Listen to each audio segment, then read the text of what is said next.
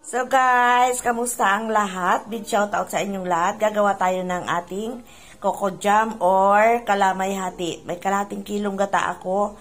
At meron din akong ganito yung matamis na bao. Marami ako nito. Meron pa akong 4 na ganito dyan.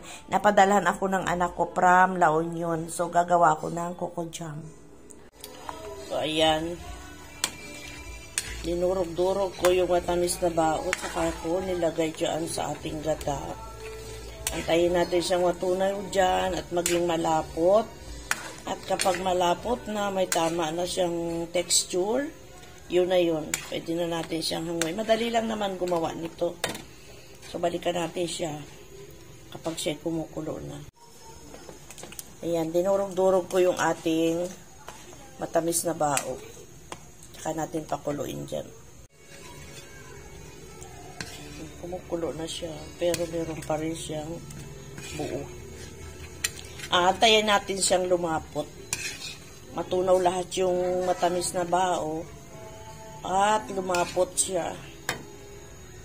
Hinulog-hulugan pa sa ako. Ngayon, di na ako papayag. Isang taon ka lahat. Hinulugan pa 5,000 ng 5,000. Kada lunya ng kasa. Inunti-unti. Oo, inunti-unti niya. Kasi pumayag naman kasi ako. Hindi pa naman kasi ako masyadong gipit noon. Yung kung tanong ng bahay ko, sis eh. Yung sa kusina, ay yung sa sala, ang ibibinta ko. Pero 4,000. So, ayan. Luto na ang aking coco jam. Ayan. Ang sarap. Ang bango-bango. Nako. Amoy Pasko. Nung kami mga bata pa, nakakatikim lang kami ng ganito sa hirap ng buhay. Kapag Pasko. Kaya, ayan. Eto na. Tapos na yung aking coco jam. Masarap po siyang palaman. Pwede siyang palaman sa tinapay, sa mga munay, sa mga buns, sa tasty. The best siyang sausawa ng ating suman.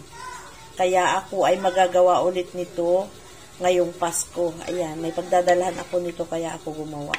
So, ayan, thank you so much. Maraming salamat ulit sa support. Salamat sa mga nanood and bye-bye ulit. Salamat. Thank you so much.